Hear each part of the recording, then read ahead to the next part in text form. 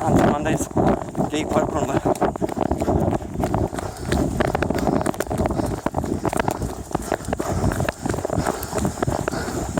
Ve yanımızda bize eşlik eden bir dostumuz da var. Bugünkü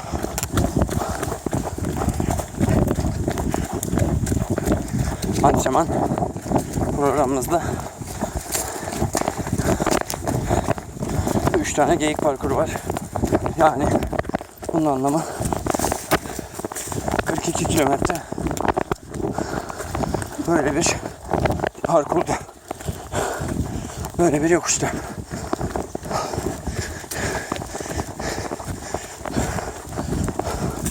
Aferin paşam. Aferin paşam.